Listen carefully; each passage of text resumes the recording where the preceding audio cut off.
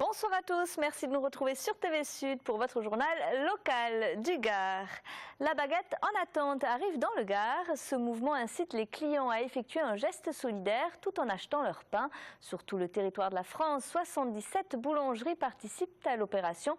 Parmi elles, depuis ce matin, la boulangerie nîmoise au pain des Milles. Reportage Olivier Michel. Le principe de la baguette en attente est simple. Au moment d'acheter votre baguette, vous en payez deux et laissez la seconde en attente pour des nécessiteux. Quand on a le cœur sur la main, quand on est solidaire, quand on voit quelqu'un dans la rue qui est assis et qui fait la manche, plutôt que de lui donner une pièce, vous lui donnez une baguette. La seule contrainte qu'il a, ce monsieur ou cette dame, c'est de venir le chercher ici. Ça peut être un retraité, ça peut être un étudiant en difficulté, ça peut être un SDF. Ça peut être n'importe qui, ça peut être quelqu'un qui a faim tout simplement. Calqué sur le modèle du café suspendu en Italie, cette initiative citoyenne est apparue en France en mai 2013 et compte aujourd'hui 77 boulangers qui ont tout à y gagner. Créer le buzz sur une action comme celle-là qui est une action de générosité, j'ai trouvé que c'était extraordinaire, voilà, tout simplement.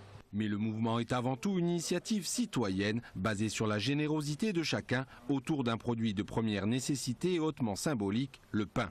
Ce sont des petits gestes comme ça qui compensent de grands déséquilibres.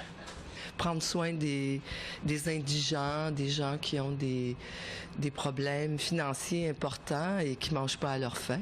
Effectivement, c'est une très bonne idée. Tout le monde peut faire un petit geste. C'est comme ça que ça commence, donc c'est très très bien. Un élan de solidarité vers les plus démunis que le boulanger nîmois relaie, mais il continuera aussi à distribuer ses invendus, comme il l'a eu fait auprès d'Emmaüs ou des Restos du Cœur, lui qui en 98 a connu la précarité et dormi dans sa voiture. On passe au football avec cette question: dans quel état d'esprit les Crocos se déplaceront-ils à Laval vendredi alors qu'ils pointent à l'avant-dernière place de Ligue 2?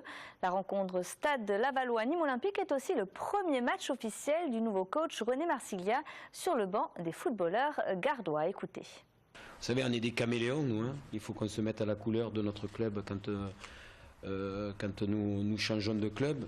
Et l'idée, c'est de m'identifier complètement à la culture nîmoise. Mais bon, j'ai pas beaucoup à faire parce que, comme je vous l'ai déjà dit auparavant, c'est une culture qui me va très bien, dans laquelle je m'identifie beaucoup. Et bien sûr que bon, quand je mettrai le premier pas sur le terrain demain, ça va faire inévitablement quelque chose. Mais bon, je suis pas seul.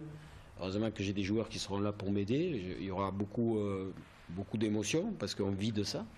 Voilà, Laval-Nîmes, c'est donc vendredi soir, coup d'envoi 20h. Le festival de flamenco bat son plein. Demain soir, Israël Galvan porte sa dernière création, le réel, sur la scène du théâtre de Nîmes. Le danseur sévillan évoque le génocide des Tziganes par les nazis. Considéré comme l'un des artistes qui a révolutionné le flamenco, Israël Galvan a lui-même été découvert par l'un des plus célèbres percussionnistes du monde flamenco, José Jiménez Bobote, un artiste que Christophe Ché a rencontré au cœur de sa Séville natale. Regardez. Avant-gardiste, contemporain, visionnaire. Presque tout a été dit ou écrit sur Israël Galvan, véritable génie de la danse flamenca, qui en emboîtant les pas de ses parents a embrassé une carrière de danseur plutôt que celle de footballeur. Un artiste aujourd'hui âgé de 40 ans et que suit depuis son enfance Bobote, le palmero le plus renommé de la planète flamenco. Un hijo mío y su hermana igual. En mi casa, en mi casa. En mi casa porque resulta que elle confie en mí. Israël est comme un fils pour moi, au même titre que sa sœur. Ses enfants pourraient être les miens. Ils ont eu confiance en moi et j'ai confiance en eux. C'est ma famille, ma maison. Nous avons un accord mutuel en termes de sentiments. No igual, pero nos tenemos un mutuo acuerdo, vamos, en el sentido. Après avoir officié pour Camarón de la Isla, Antonio Canales ou encore Miguel Poveda, Bobote continue de faire les palmas à Israël Galvan depuis près d'un quart de siècle.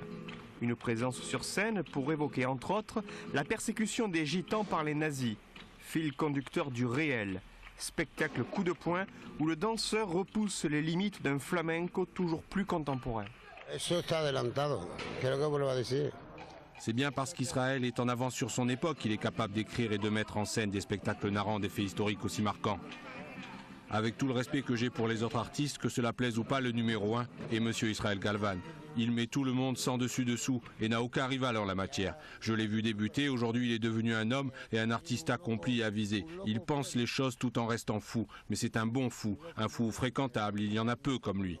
Du réel à la folie, Israël Galvan ne renie pas pour autant les racines du flamenco traditionnel qui l'ont fait grandir en tant qu'artiste. Un danseur hétérodoxe dont le succès mondial est devenu aujourd'hui tout sauf un paradoxe. Voilà, le réel est donc à voir vendredi 20h au théâtre Bernadette Lafont. C'est la fin de ce journal, merci de l'avoir suivi, à tout à l'heure.